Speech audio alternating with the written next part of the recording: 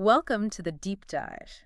Today, we are wrestling with something pretty universal, aren't we? Yeah, Resistance. that feel. Whether it's changing a tiny personal habit, maybe making a really big career move, or even trying to lead some huge organizational shift. Mm. We seem to fight change, even when, rationally, we know it's probably necessary or even good for us.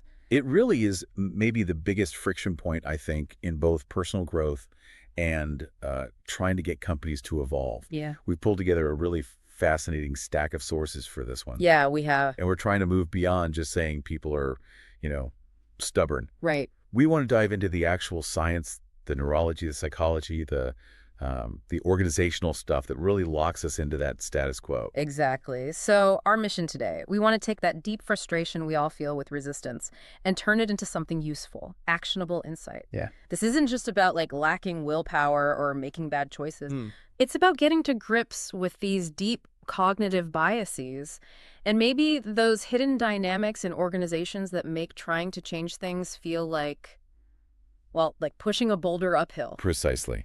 And we are going deep. I mean, for some people, this fear, this intense, paralyzing fear of change, it's actually got a clinical name: metathesiophobia. Wow. Okay. So we're going to start right there, at that really primitive level, Yeah. unpacking how the brain's wired for survival. Okay. Then we'll look at the workplace. Those top 5 reasons people tend to push back against changes there. Makes sense. And finally, we'll offer some solid data-backed strategies, things leaders can do, things individuals can do, just to become more adaptable. This feels like a really crucial deep dive, especially now, for anyone trying to make a real shift, personally or professionally. Absolutely. Okay, let's unpack this. All right, let's start with the oldest part of us, the bit that hasn't quite caught up with the fact that the modern world isn't constantly trying to kill us. The survival instinct. You mentioned the amygdala. Yeah, the amygdala. You can think of it as this tiny, almond-shaped thing deep inside your brain. Okay. It's basically your brain's hypervigilant security guard. It's always on duty. Our sources really confirm that the brain, when it comes to anything new, anything novel, it operates on this incredibly primitive level. So its main job is threat detection, scanning for risks. Always. Job number 1, keep Great. you alive. So when you introduce something radically new, a new diet, like you said, or a new boss, or even just new software at work, your amygdala doesn't see the potential upside first. It doesn't think, this could be great. Yeah. No, it sees it as an interruption, a disruption to safety, and bam, it triggers that classic stress response. Fight, flight, or freeze. Even for positive changes. Even for positive changes. Yeah. Because it's different. And the underlying reason for this is, efficiency.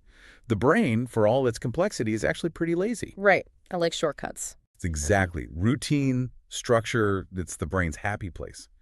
Because predictability saves a ton of cognitive energy. When you're on autopilot following a routine, your brain conserves resources. Change forces it into high alert. It demands active thinking, problem solving, and that uses up a lot of energy. So your body's literally wired to guard its energy from the unknown. Which is why that default reaction is often hesitation, maybe stress, or just plain resistance. That's it. And that immediate stress reaction leads us straight into this core psychological battle. Certainty versus uncertainty. Okay, yeah. I have to admit, when I first read that people often prefer a predictable negative outcome over an uncertain one, that sounded weird. Counterintuitive. It does, doesn't it? But it goes right back to that primitive wiring. Uncertainty. That triggers a huge alert in the limbic system, where our basic emotions are handled. Right. When the future's fuzzy, the brain just starts churning, worrying, speculating. It needs to assign an outcome, any outcome, even a bad one, just to stop the stress of not knowing. So the anxiety itself is worse than the bad thing. Often, yes. The emotional weight of waiting, wondering if it's going to be good or bad, the 50-50 chance, feels worse than just knowing, okay, it's going to be bad, but at least I know what it is. Because you can prepare for the known bad thing. It gives you a sense of control. Exactly. An illusion of control, maybe, but control nonetheless. And we see this really early on. That example in the sources about kids watching the same movie over and over. Yeah, I remember that. That's not just kids being kids. It's basic cognitive conditioning. They know the plot. It provides security, predictability. It relieves the stress of what happens next.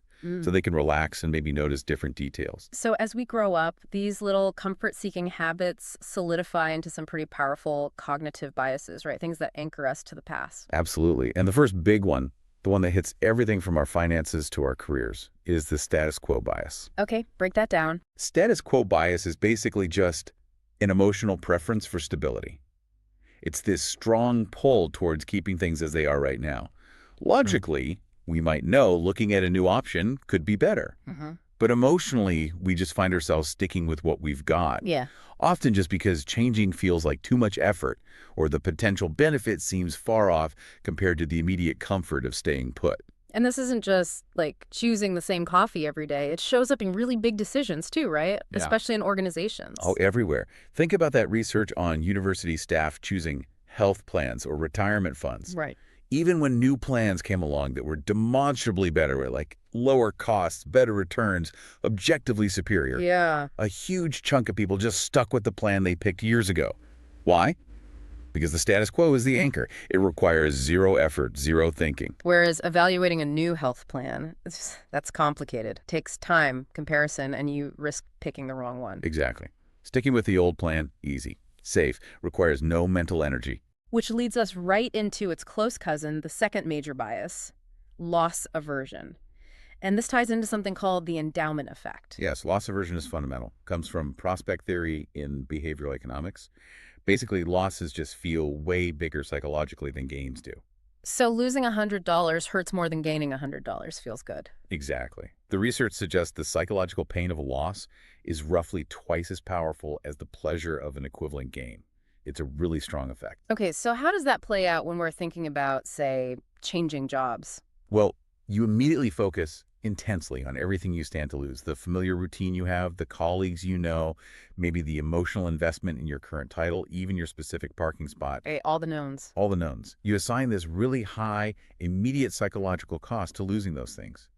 And that cost often just swamps the potential, maybe abstract, long-term gains of the new job. It's that devil you know thinking again. We're wired to minimize loss, not necessarily maximize gain. And this is precisely where organizations just slam into a wall, isn't it? Which brings us to the sunk costs fallacy. Sunk costs are loss aversion playing out on a corporate scale. Organizations and individuals within them resist chucking out old systems or workflows because they've already invested so much in them. Time, money, training. Emotional energy, yeah. Yeah. Admitting that the old software needs replacing means admitting in a way that all that previous investment was, well, maybe not wasted, but it's gone. Nobody wants to be the person who championed that multi-million-dollar system 5 years ago and now has to say, yeah, let's scrap it. Exactly. Psychologically painful. That story about the film studio clinging to AOL messaging, that's a perfect example. Right, they weren't resisting the new platform's features. No, they were resisting giving up AOL because they'd used it for, what, over a decade? Yeah. That sheer familiarity created this huge emotional attachment. It was part of their history, their culture. When things got stressful, like during a movie crunch, people just default to the tools they know inside out. Even if those tools are clunky or insecure by modern standards, that historical investment, that sunk cost, became this massive psychological block, hurting efficiency, all because of this individual bias multiplied across the whole team. So, okay, we've established that individually, our brains are kind of hardwired for resistance. Right. But when you take that individual brain and put it into an organization, that resistance morphs, right? It becomes more complex. Yeah, that fierce loyalty to the old way, the familiar way. It often makes leaders, especially when a big change fails, just throw up their hands and say, well, people just naturally resist change. Right, the default excuse. But our sources really push back hard on that idea. We need to stop seeing resistance as just some inherent flaw in people. It's actually feedback, vital feedback. That might be the single most dangerous myth in leadership. Yeah. That people naturally resist change.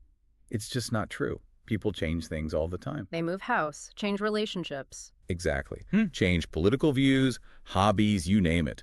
What people resist quite actively and often, frankly, quite rightly, is change they believe is going to be harmful to their interests. So resistance is really an evaluation process. Like, is this going to make my life better or worse? Precisely. And if the answer, based on the info they have, which is often limited, is worse, well, resisting seems like the most rational thing to do, doesn't it? So if employees are pushing back, it's a signal. A signal that maybe the communication wasn't clear, maybe the vision wasn't sold, or maybe the plan itself has problems. It tells you exactly how people are interpreting the change. So let's break down those common drivers of resistance you see in organizations. Where should we start? How about the most basic one? Fear for your job, loss of security or status. Yeah, that's often number one, pragmatic and powerful. A big change initiative. It's rarely seen as neutral. Many employees see it as a zero-sum game. Meaning if something new comes in, something old, or someone old goes out. Often, yeah. New tech, new procedures. It frequently means someone's role gets smaller or changes drastically or maybe even disappears. So the core fear is simple. This change is bad for my place here. And the quickest way for leaders to pour fuel on that fire is through surprise, right? Which leads to the fear of the unknown. Oh, absolutely. Resistance just skyrockets when change feels like it comes out of nowhere. No warning, no clear explanation of how jobs are going to be affected. Like showing up Monday and being told, by Friday, you're using this totally new system that changes everything you do. Yeah, and you weren't consulted, you weren't prepared. The immediate reaction is panic, defensiveness. Leaders often know the destination, but they forget to give the team the map or even tell them they're going on a trip. Then there's the really common, almost frustratingly simple one: lack of awareness and benefit. It's amazing how often this is the core problem. Employees push back simply because they don't know why. Why should they go through the hassle and discomfort of changing? Especially if they don't see what's in it for them personally. Exactly. If the only reason given is, to boost shareholder value, you're going to get maximum resistance. Research backs this up. Something like 4 out of 10 employees resist just because they can't see the personal upside. So leaders have got to connect the big strategic change to the individual's actual day-to-day work. Yes. They have to answer the what's in it for me question. Can you give a quick example of that? Good versus bad communication. Sure. Bad communication is, we're implementing System X to get 15% efficiency gains. Full stop. Right. Abstract. Meaningless to most people. Good communication is something like, look, we know learning System X will take time and training can be a pain, but it's going to completely eliminate that horrible weekly report you spend hours on every Monday. Wow. Okay. That's going to free up 3 hours for you to actually talk to clients, which you know you prefer. You have to map the change directly to relieving an existing pain point. That's way more motivating than some abstract corporate gain. That makes perfect sense. Okay, moving on to the people side of things. Yeah. Mistrust of the change makers. This is huge.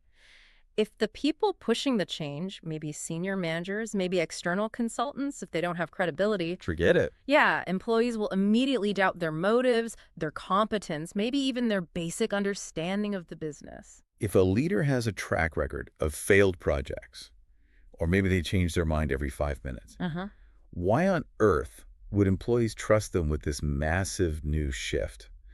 Building that credibility through transparency and, crucially, through consistent action is absolutely essential. Then there's that really interesting psychological one you mentioned, the moral force. The idea that the old way isn't just familiar, it's actually the right way. Yeah, this one's deep. It's almost philosophical resistance. You have employees, maybe they've built these processes over decades. Right. They genuinely believe their old way is the only logical or ethical or simply the best way to do things. They might see the new approach is fundamentally flawed or maybe even morally wrong. Especially if it involves things like automation replacing jobs, or maybe compromising quality for speed. Exactly. Leaders can't just dismiss this as being stuck in the past. They have to engage with it. They need to provide objective data, maybe even run pilots, comparing the old and new ways side by side, to demonstrate transparently why the status quo isn't sustainable or effective anymore. And of course, we can't ignore the context. Bad timing or change fatigue, that can just kill an initiative before it starts. Oh, it's an absolute killer. Yeah. Organizations are notorious for piling change on top of change. New software this quarter, new org chart next quarter, new mission statement the month after. Yeah. Too much, too fast. It leads to serious change fatigue. And Gartner's data is really clear on this. Yeah. Employees suffering from high change fatigue are way less likely to stay with the company. So it hits retention, you lose institutional knowledge. Everything. And that McKinsey stat you mentioned earlier is sobering, isn't it? That 39%, almost 4 in 10 transformations fail specifically because of poorly managed employee resistance. That number really should be on every leader's wall. It shows resistance isn't just some minor hurdle, it's often the primary threat to success. Now, to help leaders kind of diagnose what's going on, Organizational psychologists talk about resistance in three buckets, right? Affective, behavioral, and cognitive. Yeah, it's a useful framework. Effective resistance is all about feelings, pure emotion, Dread, anxiety. resentment, maybe just grumbling about it. It's that feeling of the ground shifting under your feet. All right. Then behavioral resistance is what people actually do or maybe don't do. Exactly. This can be obvious, like someone stands up in a meeting and actively opposes the plan. Right. Or it can be much quieter, more covert. Can you give some examples of that? Yeah. That's often harder to pin down. Sure. Covert resistance, sometimes called micro-resistance, is sneaky. It could be someone deliberately sticking to an old paper checklist instead of using the new digital tool. Uh, Or maybe just dragging their feet, taking forever to do the mandatory training module, or consistently missing deadlines and blaming the new system. It's non-compliance, but quiet. got it. And the third one is cognitive resistance. This is about understanding. Yeah, this is where the brain is kind of the quarterback, directing the other two. Cognitive resistance is about how employees actually perceive the change. Do they genuinely understand what's being asked? So someone might not be trying to resist, they just don't get it. Exactly. Maybe the training was terrible, or they're just overloaded and can't process the new information. They might genuinely lack the awareness or the skills needed for the new procedure. If that cognitive foundation isn't there, the emotional, affective, and action-based behavioral resistance is almost inevitable. If that makes sense. And we should also tie this back to the individual within the team structure. Change messes with relationships too, doesn't it? Hugely. It's a powerful factor, but often overlooked. Change can break up established work friendships, disrupt those informal peer support networks people rely on. Right. We're social creatures. We lean on colleagues for support, advice, even just understanding the history of why things are done a certain way. So the fear of losing those bonds or maybe even ending up in conflict with friends because of a new team structure, that creates really strong resistance. And the underlying driver, the one that connects all this organizational stuff back to our brain wiring in Section 1, has to be the loss of control. Autonomy. Absolutely. That feeling that change is being done to you, that someone else is pulling the strings. Yeah. It's incredibly demotivating. Yeah. So many change initiatives fail simply because they feel imposed. People crave autonomy. They want control over their own actions, their own work environment. It's not necessarily about wanting to control others, but controlling themselves. Precisely. Which is why when leaders actually consult people, ask for input, involve employees in designing how the change rolls out, it restores that vital sense of ownership, even if the overall strategic direction isn't up for debate. Giving people control over how it happens makes all the difference. Okay, so if we accept resistance is natural, maybe even justified sometimes, and definitely contains important feedback, how do leaders and organizations actually manage it? How do we shift from just fighting it to, well, working with it? The starting point has to be acknowledging the loss, emotionally acknowledging it. Leaders need to be upfront and realistic. Just admit it. Say, yeah, this is going to be tough. Exactly. Admit that moving to something new means leaving something familiar behind, and that involves a sense of loss. It taps right into that loss aversion we talked about. Vocalize it. We know this is disruptive. We know you're losing routines you're comfortable with. That AOL messaging story is such a great example of doing this well. They didn't just flick a switch. No, they made it a cultural moment. Putting up that goodbye poster, having everyone write their old screen names, share a memory. It allowed the team to collectively acknowledge the end of an era, process the loss seriously, and then move on. It doesn't have to be elaborate. Right. Sometimes it's as simple as giving genuine applause to the person who built the old system back in '97. Just validating that emotional attachment is the crucial first step. Okay, so you acknowledge the loss. What comes next? Relentless focus on clear, honest explanation. Absolutely. If leaders don't explain why the change is happening, people will fill that vacuum with the worst possible assumptions. Ego, incompetence, just change for change's sake. All of it.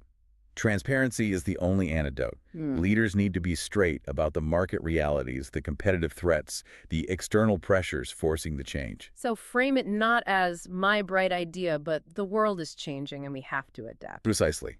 When the team understands that staying put leads to failure or becoming irrelevant, that the environment is the real driver, not just the CEO's whim, they can start to see the necessity. It helps them shift focus from resisting the leader to tackling the external challenge together. And a practical tip here from the sources. Where should leaders focus their energy? Trying to win over the biggest critics? Actually, no. The sources suggest leaders often waste too much time on the hardcore opposition. What you really need are effective champions. People already on board. Yeah, enthusiastic, credible people inside the organization who get it and support it. They can do more to sway the undecided middle than the leader can sometimes. They normalize the change, offer peer-to-peer help and reassurance. It's often way more powerful than top-down mandates. Okay, let's talk about inclusion and data. That idea that people support what they help create seems fundamental. It really is. It directly tackles that loss of control issue. The data is pretty stark. Organizations that use inclusive co-creative change strategies are massively more likely to succeed, like up to 14 times more likely. Wow, 14 times. Yeah, because it flips the script from change being done to me to change being done by me, or at least with me. So how do you do that practically? Involve people early. Set up change agent networks, create advisory councils, let teams pilot new tools or processes, and give real input during the design phase. Give them a stake in it. And that involvement needs feedback loops, right? But Yeah. you mentioned survey fatigue is a real issue. Totally. Forget those massive annual surveys nobody believes are read anyway. Think quick, focused pulse surveys. Like just a couple of questions. Yeah, maybe just 2 questions. Sent out quickly, maybe anonymously, via a simple online tool. Get a real-time snapshot of sentiment. But, and this is the crucial bit you have, to share the results. Even if the results aren't great. Especially then. Show people you're listening. Communicate what you heard and what you're doing about it. Transparency counters the fatigue and proves the feedback matters. Ignoring it guarantees people won't bother next time. And how do leaders avoid getting sidetracked by those really loud negative stories? You know, the one person who had a terrible experience that suddenly becomes proof the whole thing is failing. Yeah, the brain latches onto dramatic anecdotes. Leaders have to discipline themselves to rely on objective data. So performance metrics, usage stats. Formal survey results. Yeah. Aggregate data. One compelling horror story from a trusted colleague can feel incredibly powerful, but you need to check it against the broader reality shown by reliable objective numbers before you make big course corrections based on an outlier. Okay, let's shift to the practical toolkit. Training and support. Often the first things cut when budgets are tight, but critical for change, right? Absolutely critical. And how we do training needs to change too, especially a digital transformation. Generic one-size-fits-all classroom stuff, it just doesn't cut it anymore. So what's the alternative? Training needs to be contextual. People shouldn't just learn features. They need to learn workflows.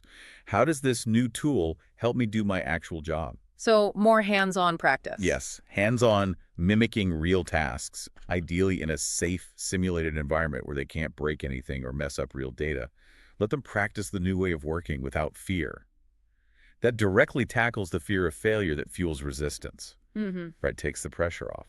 And support needs to change too, not just a help desk you call. Exactly. Support needs to be embedded and seamless. It has to be right there, in the moment of need. Think tool tips that pop up, short video walkthroughs embedded in the software, maybe step-by-step guides that appear right when you're stuck in a workflow. So help comes to you, you don't have to go searching for it. Precisely. When support is contextual like that, friction drops. People complete tasks successfully more often, and those calls to the help desk plummet because the confusion gets resolved instantly. And pulling this all together requires ongoing communication, right? Tailoring the message. Yeah, reinforcing value. You can't just announce the change and expect people to remember why. You need to constantly communicate the benefits, but tailor to different roles. Map those user pain points to clear before and after scenarios. Like the sales rep example. Exactly. Before, logging a call took 30 minutes. After, you click one button, it auto-logs. That kind of tangible personal benefit is what overcomes the inertia of the status quo. Okay, finally, let's talk about that Gleicher formula. It provides a kind of mathematical way to think about building momentum for change. Yeah, it's a classic but really powerful. The formula is dissatisfaction times vision times first concrete steps must be greater than resistance. So D times V times F needs to be greater than R. DXVXFR. And the absolute key insight, the part people often miss, is that those three factors, dissatisfaction, vision, first steps, they're multiplied, not added together. Oh, okay. So if any one of them is 0? The whole thing equals 0. Doesn't matter how dissatisfied people are, high D, if they have no vision for something better, V0, or if nobody takes that first step, F0, you get 0 momentum. Resistance wins. That bad restaurant analogy really helps illustrate this, doesn't it? Yeah, think about those friends who kept going back to that awful restaurant for years. Right. Terrible food, bad service. Their dissatisfaction D was super high, maybe a 9 out of 10, but for years they had no vision. They never looked up alternatives. So 9 times 0 equals 0. Resistance, just going back, stayed high. Okay. Then one day, someone finally took the first concrete step, F. They went online, found a new place with great reviews, and actually made a reservation. Ah, the first step. That tiny action raised the vision score above 0. Suddenly, you have 9 dissatisfaction times, say, 7, vision for the new place, times 10 for taking the concrete step. That product, 630, easily overwhelmed their old resistance. They ditched the bad restaurant immediately. That multiplication factor is critical. You can be miserable, but if you don't see a better way and start moving towards it, nothing changes. Okay, we've focused a lot on organizations, but what about us? What about those personal changes we know we should make? The career change, the healthier lifestyle, ending a bad relationship? But fear just keeps us stuck. How do we tackle that internal resistance? I think it starts with a fundamental shift in how you see yourself in relation to your life. We need to adopt what some sources call the author mentality. The author mentality, what's that? It means consciously deciding that you are the author of your life story, not just a character reacting to whatever happens. So less victim of circumstances, more creator of choices. Exactly. A character is reactive, an author is proactive. It's about setting aside external expectations, what you think others want, what society says you should do, and focusing purely on what you can actually control. Which is what? Your next choice, your next action, your next sentence in the story. Recognizing that your life, ultimately, is the result of your choices, not just the situations you find yourself in. And when you start writing that new chapter, or even just a new paragraph, it's probably not going to be perfect first time, right? We have to accept the messiness. Oh, absolutely. We get paralyzed by fear of failure because we treat decisions like they're carved in stone. Permanent. Right. But think about that Hemingway quote context. The first draft of anything is shut. That applies just as much to trying a new diet, starting a new project, or having a difficult conversation as it does to writing a novel. So failure isn't the end, it's just part of the process. It's a stop along the way, not the final destination. You can always revise, edit, course correct. Realizing that most decisions are actually impermanent dramatically lowers the psychological stakes of making a change in the first place. Okay, so if fear and uncertainty are always going to be there to some extent, how do we work with them? How do we reframe that anxiety? One powerful way is to anchor your choices in your core values, rather than just trying to avoid feeling uncomfortable. So instead of asking, is this going to be scary, ask. Ask, does doing this, even though it's scary, align with my value of growth? Or does it connect with my value of purpose? Or will it deepen my connections with people I care about? So values act like a compass. Exactly. They won't make the fear disappear, but they give you a compelling reason to act despite the fear. The purpose behind the change becomes the lever to overcome the discomfort. You mentioned a useful tool for getting clear on those values. Yeah, personalization is key here. A simple but effective exercise is the value card sort. You can find lists online or just brainstorm your own. How does it work? You start with a big list of potential values, things like honesty, creativity, security, freedom, family, adventure, learning. Then you sort them into maybe 3 piles. Very important to me, not so important. Okay. The really crucial step is then taking that very important pile and forcing yourself to narrow it down to your top 5, your absolute core non-negotiable values right now. Just 5. That sounds tough. It is. But those 5 become your internal filter. Yeah. When you're facing a daunting change, you can quickly check, does this move me towards one of my core 5 values? If yes, even if it's terrifying, it's likely worth the temporary pain. Okay, so mindset shift, value clarity. What about practical, actionable steps for building that personal resilience muscle? 3 key things come up repeatedly. First, talk about it. Don't keep the fear bottled up. Exactly. Fear thrives in silence and isolation. Just talking about your anxieties, your uncertainties with people you trust, friends, family, a therapist, a coach, it helps you get perspective. It often shrinks the fear down to size. Verbalizing it takes away some of its power. Okay, number 2. Seems like it echoes the organizational advice. Start small.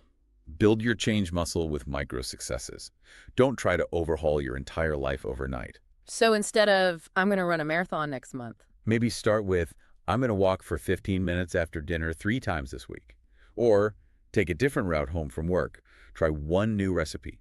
Each tiny, successful adjustment reinforces the idea in your brain that change is manageable, even positive. Yep. It proves to your amygdala that novelty doesn't equal danger. It builds confidence for bigger leaps later. Makes sense. And the third step involves conditioning the brain. Yeah, practice repetition and rewards. We can actually override some of that primitive resistance through conscious effort. How? Consistent repetition of the new behavior is key. Just doing it, even when you don't feel like it. And critically, you need to pair that with positive feedback loops. When you do manage the change, reward yourself. Like a little celebration. It doesn't have to be big. A moment of acknowledgement, telling someone you did it, whatever reinforces it positively for you, this helps condition your brain. Hey, doing this new thing actually leads to good feelings. Yeah. And also make a point of actively remembering past changes you made that worked out well. Oh, interesting. Why? Because it directly fights the status quo bias. Remembering that you changed jobs before and it was great, or you moved somewhere new and loved it, that retrieval practice counters the brain's default assumption that change is risky. Got it. And finally, to wrap up the personal strategies, understanding that change isn't usually a straight line helps, right? There are stages. Yes, recognizing the typical stages of change is really helpful because it normalizes the struggle. Stage one is often anticipation. Excitement, hope. Yeah, the honeymoon phase, enjoy it. But then comes stage two, regression. Ah, the dip. This is where things often fall apart. Anxiety creeps back in, maybe your initial progress stalls, fear returns. You might even feel like things are worse than before you started. And the key is knowing this is normal. Absolutely crucial. This regression is natural. It's part of the process, not a sign you should quit. This is when you need to lean on your values, your support systems, those small wins you banked earlier. Push through it. Okay, what's stage three? Breakthrough. This is when the benefits start to really show. You start hitting your stride in the new role, the healthy habits feel more routine, the relationship feels better. And that's when you reinforce it, reward yourself again. Yes, lock in those gains. And finally, stage 4 is consolidation. The new way becomes the new normal. It's no longer a change, it's just how things are. The new system is now your comfortable baseline. Understanding the cycle, especially that the regression phase is inevitable, is key to building true resilience. It stops you from interpreting the dip as final failure. #tag outro. Wow. Okay, so this deep dive really hammered home that change is inevitable, isn't it? And that resistance we feel, it's not just us being difficult. It's natural, it's hardwired, rooted deep in our brains, fear of uncertainty, fear of loss, and that need for control. Exactly. But the big takeaway, I think, is that resistance isn't just something to be overcome or ignored. It's giving you vital information. Right. It's a signal. It's a signal. And when leaders and when we as individuals can approach that resistance with genuine curiosity, with transparency, and really focus on giving people a sense of ownership, addressing those deep needs for autonomy, mastery, purpose, then change stops feeling like this overwhelming threat and starts to actually become what it should be, a catalyst for real growth. It feels like the journey to get past that friction is deeply personal, and yeah, the fear feels huge in the moment, but you rarely hear people say they regret making a change that ultimately brought them closer to a life they actually wanted. That's so true. We spend so much time and energy putting off change because we're scared of the short-term pain, the potential failure, the loss. Yeah. But we need to ask, what's the long-term cost of not changing? That fear, that preference for the status quo, Yeah. it can keep you stuck. Stuck in jobs you hate, unhealthy patterns, relationships that aren't working. It stops you from going after opportunities, dreams, work that actually feels meaningful. So the final thought to leave people with is, What meaningful opportunity, right now, might your natural, hardwired preference for comfort and certainty be causing you to miss out on? What's the potential cost of staying put? That's definitely something to think about until the next deep dive.